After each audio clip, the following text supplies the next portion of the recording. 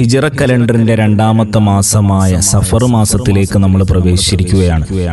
മറ്റു മാസങ്ങളിൽ നിന്നെല്ലാം വ്യത്യസ്തമായി സഫർ മാസത്തിന്റെ ആഗമനത്തെയും അതിന്റെ ദിനരാത്രങ്ങളെയും വളരെയധികം ആശങ്കയോടുകൂടിയാണ് പലരും നോക്കിക്കാണാറുള്ളത്.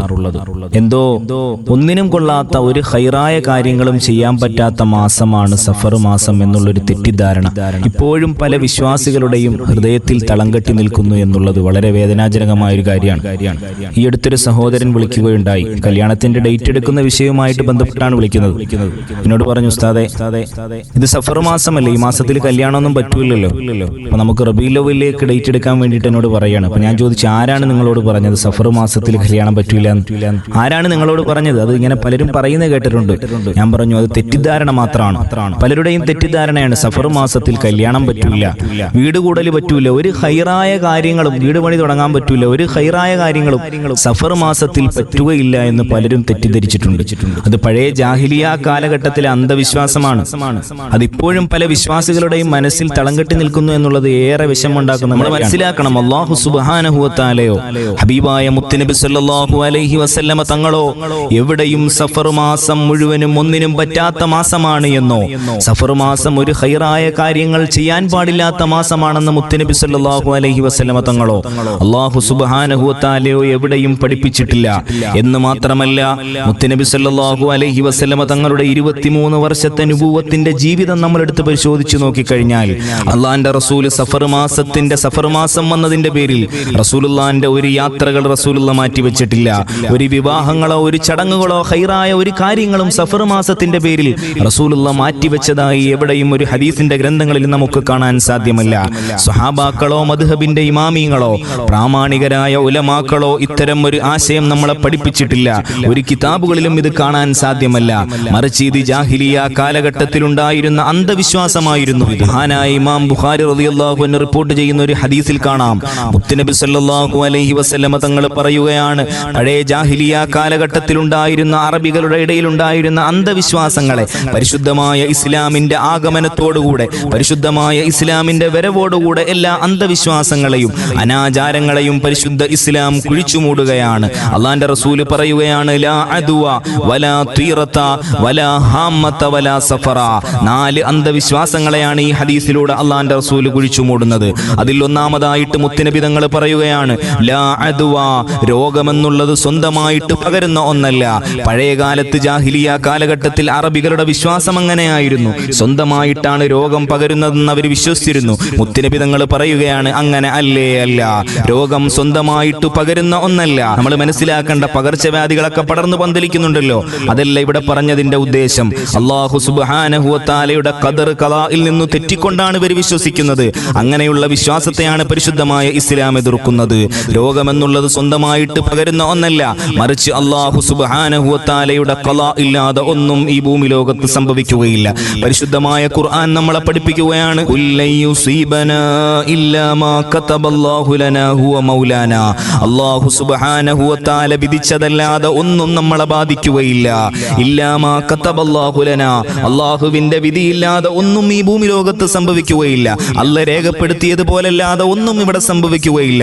ഹുവ മൗലാനാ, അവനാണ് നമ്മളുടെ ഉടമസ്ഥൻ. വഅലല്ലാഹി ഫല്യതവക്കലിൽ മുഅ്മിനൂൻ, ഒരു മുഅ്മിനായ മനുഷ്യന് തവക്കുലാണ് ഉണ്ടാകേണ്ടത്. അല്ലാഹുവിലുള്ള അചഞ്ചലമായ വിശ്വാസമാണ്, അല്ലാഹുവിന്റെ ഖദർ ഖളാഇലുള്ള വിശ്വാസമാണ് ഒരു വിശ്വാസിക്ക് ഉണ്ടാകേണ്ടത്. അതാണ് മുത്തുനബി പറയുന്നത്, ലാ അദ്വ, രോഗമെന്നുള്ളത് സ്വന്തമായിട്ട് പകരുന്ന ഒന്നല്ല, അല്ലാഹുവിന്റെ ഖളാ ഇല്ലാതെ അത് സംഭവിക്കുകയില്ല എന്ന് മുത്തുനബി സല്ലല്ലാഹു അലൈഹി വസല്ലമ തങ്ങൾ പഠിപ്പിക്കുകയാണ്. പഴയകാലത്ത് അറബികളുടെ ഇടയിലുണ്ടായിരുന്ന വിശ്വാസമായിരുന്നു അത്. ആ വിശ്വാസത്തെ മുത്തുനബി തങ്ങൾ എതിർത്തുകൊണ്ട് പറയുകയാണ്, അങ്ങനെയല്ലേ അല്ല. രണ്ടാമതായിട്ട് മുത്തുനബി സല്ലല്ലാഹു അലൈഹി വസല്ലമ തങ്ങൾ പഠിപ്പിക്കുകയാണ്, ലാ തീറത, ദുശകുനമെന്നുള്ളത് പരിശുദ്ധമായ ഇസ്ലാമിൽ ഇല്ല. പഴയ ജാഹിലിയ കാലഘട്ടത്തിൽ അറബികളുടെ ഇടയിൽ നിലനിന്നിരുന്ന ഒരു അനാചാരമായിരുന്നു അത്. അവർ ഏതെങ്കിലും ഒരു നല്ല കാര്യത്തിന് വേണ്ടി ഇറങ്ങി പുറപ്പെട്ടാൽ പക്ഷികൾ വലത്തോട്ടാണോ പറക്കുന്നതെന്ന് അവർ ശ്രദ്ധിക്കുമായിരുന്നു. പക്ഷികൾ വലത്തോട്ടാണ് പറന്നത് എങ്കിൽ അത് നല്ല കാര്യത്തിന് ഇറങ്ങി പുറപ്പെടാൻ ഹൈറാണ് എന്നവർ മനസ്സിലാക്കുകയും അതിനു വേണ്ടിയിട്ട് അവർ പുറപ്പെടുകയും ചെയ്യുമായിരുന്നു. ഇനി പക്ഷികൾ ഇടത്തോട്ടാണ് പറന്നത് എങ്കിൽ അവർ ആ കാര്യത്തിൽ നിന്നും പിന്മാറുമായിരുന്നു. ഈ ദിവസം കൊള്ളില്ല, ഈ കാര്യത്തിന് വേണ്ടി ഇറങ്ങി പുറപ്പെടാൻ പറ്റിയ സമയമല്ല ഇപ്പോഴെന്നവർ മനസ്സിലാക്കിക്കൊണ്ട് അവരാ കാര്യത്തിൽ നിന്നും പിന്മാറുമായിരുന്നു. ഇത് പഴയ കാലഘട്ടത്തിൽ, ജാഹിലിയ കാലഘട്ടത്തിൽ അറബികളുടെ ഇടയിൽ നിന്നൊരു അനാചാരമായിരുന്നു. ഈ അനാചാരം പരിശുദ്ധമായ ഇസ്ലാമിലില്ലേ? ഇല്ല. മുത്തുനബി സല്ലല്ലാഹു അലൈഹി വസല്ലം തങ്ങൾ പഠിപ്പിക്കുകയാണ്, ലാ അദ്വ, ദുശ്ശഗുണം പരിശുദ്ധ ഇസ്ലാമിലില്ല. ഇപ്പോഴും ഇങ്ങനെയുള്ള അനാചാരങ്ങളും അന്ധവിശ്വാസങ്ങളും വിശ്വാസികൾക്കിടയിൽ നിലനിൽക്കുന്നു എന്നുള്ളതാണ്. ഞാൻ ഈ അടുത്തൊരു മരണ വീട്ടിൽ പോകാനിടയുണ്ടായി. മരണപ്പെട്ട് 3-ന്റെ അന്നാണ് ഞാൻ പോകുന്നത്. ഞാൻ അവിടെ ചെന്നപ്പോൾ വീട്ടിന്റെ മുമ്പിൽ കുടത്തിൽ ഇങ്ങനെ വെള്ളം നിറച്ചു വെച്ചിരിക്കുകയാണ്. ഞാൻ ചോദിച്ചു, എന്താണിത്? അപ്പോൾ പറഞ്ഞു, അത് ഉസ്താദെ മരണപ്പെട്ട ആരുടെ ആത്മാവ് വന്നിട്ട് വെള്ളം കുടിക്കും. ഞാൻ ചോദിച്ചു, നിങ്ങളോട് ഇത് ആരാണ് ഈ മണ്ടത്തരങ്ങളൊക്കെ പറഞ്ഞത്? ആരാണ് നിങ്ങളോട് പറഞ്ഞത്? മരണപ്പെട്ട ആളുടെ പേരിൽ ഭക്ഷണമോ വെള്ളമൊക്കെ നമ്മൾ മറ്റുള്ളവർക്ക് കൊടുത്താൽ അവർ കഴിക്കുന്നതിന്റെ പ്രതിഫലം നമുക്ക് കബറിൽ കിട്ടുമെന്നല്ലാതെ ഇങ്ങനെ വെള്ളം വെച്ച് കഴിഞ്ഞാൽ ആ മനുഷ്യൻ വന്ന് കുടിക്കുമെന്നൊക്കെ പറയുന്നത് ആരാണ് പഠിപ്പിച്ചത്? ഇതൊക്കെ അന്ധവിശ്വാസങ്ങളാണ്. അതാണ് നമ്മൾ മനസ്സിലാക്കേണ്ടത്. ഇങ്ങനെയുള്ള അന്ധവിശ്വാസങ്ങൾ ഇപ്പോഴും നിലനിൽക്കുന്നു എന്നുള്ളതാണ്. ഈ അടുത്ത് കഴിഞ്ഞ ആഴ്ചയിൽ എന്നോടൊരു സഹോദരൻ വന്നിട്ട് ചോദിക്കേണ്ടായി, ഉസ്താദ് ഒരു കരിമ്പൂച്ചയെ കാണാനിടയുണ്ടായി. ഒരു സ്ഥലത്തേക്ക് പോകാൻ വേണ്ടി ഇറങ്ങി പുറപ്പെട്ടപ്പോഴാണ് ഒരു കരിമ്പൂച്ചയെ കണ്ടത്.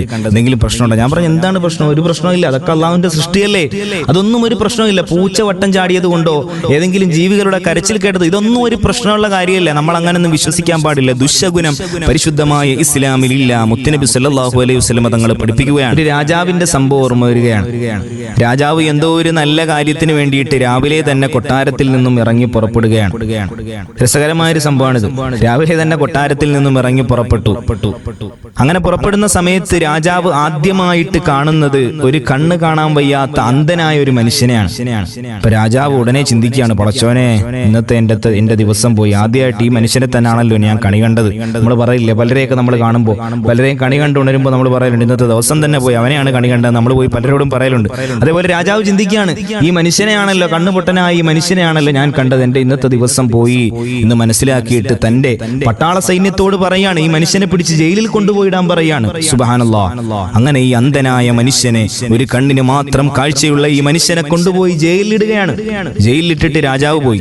രാജാവ് കാര്യങ്ങളൊക്കെ കഴിഞ്ഞതിന് ശേഷം തിരിച്ചു വരികയാണ്. യാത്രയൊക്കെ കഴിഞ്ഞ്, ആവശ്യങ്ങളൊക്കെ കഴിഞ്ഞ് കൊട്ടാരത്തിലേക്ക് മടങ്ങി വരികയാണ്. ആ സമയത്ത് ഈ ജയിലിൽ കിടക്കുന്ന അന്ധനായ മനുഷ്യൻ രാജാവിനോട് ചോദിക്കുകയാണ്, നിങ്ങൾ ഇന്ന് യാത്ര തിരിച്ചപ്പോൾ എന്തെങ്കിലും തടസ്സങ്ങൾ നിങ്ങൾക്കുണ്ടായോ? എന്തെങ്കിലും വിഷമങ്ങൾ, പ്രയാസങ്ങൾ നിങ്ങൾക്കുണ്ടായോ? അപ്പൊ രാജാവ് പറഞ്ഞു, ഇല്ല, എനിക്കൊരു വിഷമോ ഒരു പ്രയാസം ഒന്നും ഉണ്ടായില്ല. ഞാൻ ഉദ്ദേശിച്ച കാര്യങ്ങളെല്ലാം നടന്നു. എന്റെ യാത്രയൊക്കെ നല്ല ഭംഗിയിൽ നടന്നു എന്ന് രാജാവ് പറയുമ്പോൾ ഈ മനുഷ്യൻ പറയാണ്, ഖറജ്തു മിൻ മൻസിലി ഫറഅയ്തുക ഫലഖീതു ഫീ യൗമി ശർരി വൽ ഹബ്സ്. ഞാൻ രാജാവാകുന്ന നിങ്ങൾ ഇന്ന് രാവിലെ ഇറങ്ങി പുറപ്പെട്ടപ്പോൾ ആദ്യമായിട്ട് എന്നെയാണ് നിങ്ങൾ കാണുന്നത്. അതുപോലെ ഖറജ്തു മിൻ മൻസിലി, ഞാനും എന്റെ വീട്ടിൽ നിന്ന് ഒരു ആവശ്യത്തിന് വേണ്ടി ഇന്ന് അതിരാവിലെ ഇറങ്ങി പുറപ്പെട്ടപ്പോൾ രാജാവാകുന്ന നിങ്ങളെയാണ് ഞാൻ ആദ്യമായിട്ട് കാണുന്നത്.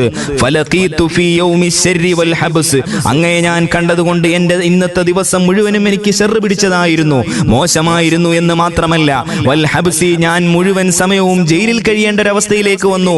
അതുപോലെ നിങ്ങളാകുന്ന രാജാവ് രാവിലെ അതിരാവിലെ പുറപ്പെട്ടപ്പോൾ ഫലഖീത ഫീ യൗമിക, എന്നെയാണല്ലോ നിങ്ങൾ ആദ്യമായിട്ട് കണ്ടത്.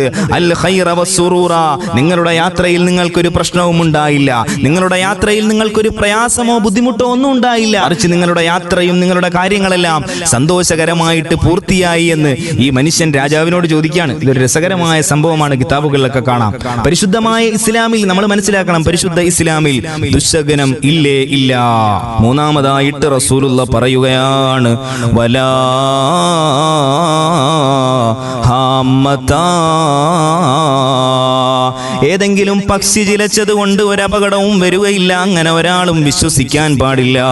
മുത്തുനബി സല്ലല്ലാഹു അലൈഹി വസല്ലമ തങ്ങൾ പറയുകയാണ്, പഴയ ജാഹിലിയ കാലഘട്ടത്തിൽ അറബികൾ വിശ്വസിച്ചിരുന്നു, ഏതെങ്കിലും ചില ജീവികളുടെ പ്രത്യേകമായ കരച്ചിലുകൾ കേട്ടാൽ, കിതാബുകളിലൊക്കെ കാണാം, മൂങ്ങയുടെ കരച്ചിൽ കേട്ട് കഴിഞ്ഞാൽ പലരും എന്തോ അപകടം വരുന്നു എന്ന് മനസ്സിലാക്കിയിരുന്നു. അള്ളാഹുവിന്റെ റസൂല് പഠിപ്പിക്കുകയാണ്, വലാ